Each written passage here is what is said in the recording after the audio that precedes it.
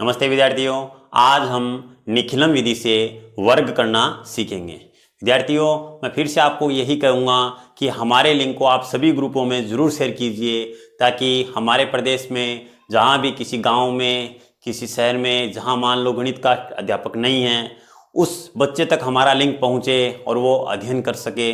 विद्या दान ही सबसे बड़ा दान है, इसलिए आप इस लिंक को ज़रूर अपने फ़ोन में जितने ग्रुप होते हैं उनमें शेयर कीजिए। आज हम करने वाले हैं निखिलम विधि से वर्ग करना।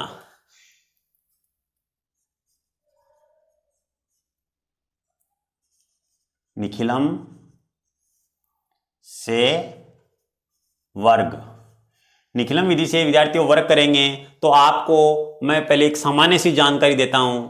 जैसे आपके सामने कोई संख्या लिख दी, मैंने लिख दी 27। 27 संख्या लिखी तो आप इसको क्या लिख सकते हो, 2 × 10 + 7। विद्यार्थियों, ये आपका होता है उपादार अंक, ये होता है आपका विचलन,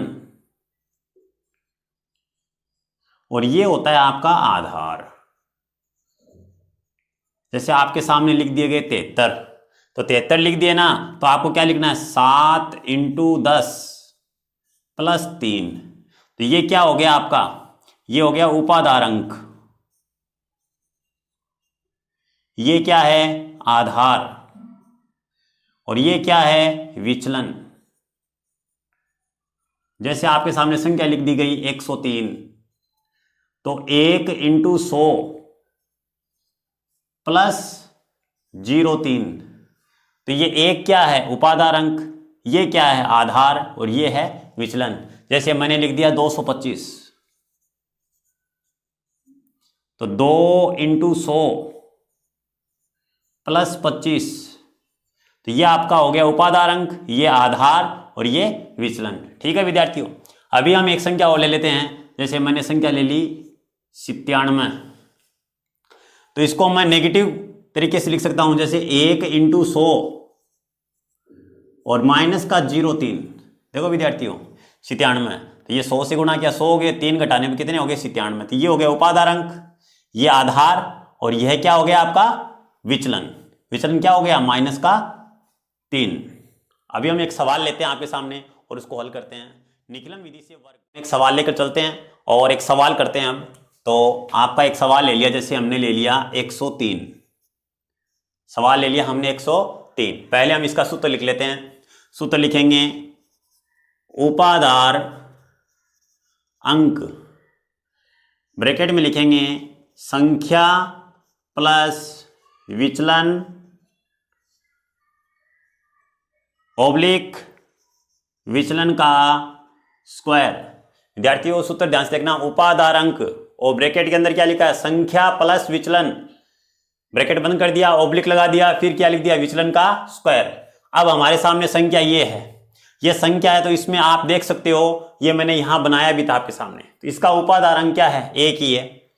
आधार कितना हो गया 100, और विचलन कितना है इसका 0.3। तो हम क्या करेंगे, उपादार अंक लिख देंगे, जैसे 1 लिख दिया। संख्या क्या है 103, संख्या क्या है 103, विचलन क्या है 0.3, और विचलन का स्क्वायर यानी 0.3 का स्क्वायर। आपको पता है 3 का स्क्वायर कितना हो जाएगा 9। इधर इनको जोड़ेंगे तो ये हो गया आपकी 106, 106 को 1 से गुणा कर दो, ये क्या आया आपका 106 ही आया। विद्यार्थियों इसके बाद ध्यान रखना है आपको कि हमें क्या करना है, इसका जो आधार है, आधार कितना है इसका 100 है, आधार 100 है, तो आधार में शून्य कितने हैं, आधार में शून्य कितने हैं 2 हैं, तो 2 अंक नीचे आएंगे, 2 अंक नीचे आएंगे, तो यहां से हमें एक शून्य बनाकर हमने कितने अंक बना लिए 2 अंक, तो यहां से नीचे आ गया 09, और इधर से फिर पूरे अंक नीचे लिख दो आप। इस तरीके से आपका ये सवाल हो गया। और हम चलते हैं अगले सवाल की तरफ। हम लेते हैं 95। 95 लेने के बाद विद्यार्थियों अब हम पहले आप देख लीजिए, ये आपकी संख्या हो गई, और यहां मैंने आपको 97 के लिए बताया था, उसी प्रकार 95 का बना लीजिए। आधार क्या हो जाएगा इसका 100, विचलन इसका हो जाएगा -0.5। ध्यान रखना विद्यार्थियों, जैसे 97 में हमने क्या लिया था माइनस का 0 3 था आपका, उसी तरीके से ये 0.5 वाला ले लिया हमने। अब हम संख्या लिख लेते हैं। तो सूत्र अपना आपके याद होगा, सूत्र आपका है उपाधार अंक, ब्रैकेट में आपका है संख्या प्लस विचलन ऑब्लिक विचलन का स्क्वायर। तो यहां से उपाधार अंक, इसका उपाधार अंक कितना होगा देख लीजिए, उपाधार अंक इसका 1 ही होगा। संख्या क्या है, संख्या यहां से देखो 95। इसके बाद इसका विचलन हो गया माइनस का 0.5 और आगे ऑब्लिक और माइनस का 0.5 है, इसका क्या हो जाएगा आपका स्क्वायर हो जाएगा। तो यहां से ये कितने हो गए आपके 90 को गुणा करो, ये 90 ही रहेंगे, 90 को 1 से गुणा करने पर 90 रहेंगे। ये हो गया आपके कितने 25, माइनस का स्क्वायर आपको पता है प्लस होता है। तो यहां से अब देखिए इसके आधार में कितने शून्य हैं 2, तो 2 अंक नीचे आएंगे, यानी ये सीधा 25 आ जाएगा। अब आगे ये लिख दीजिए, तो आपका आंसर आ गया 9025।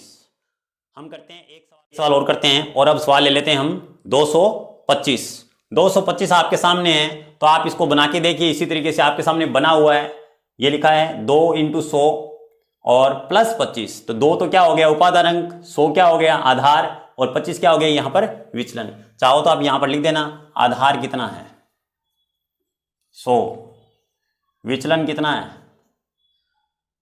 25, और उपाधार अंक क्या है 2।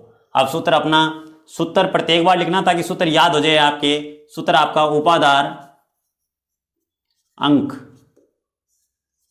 संख्या प्लस विचलन ऑब्लिक विचलन का स्क्वायर।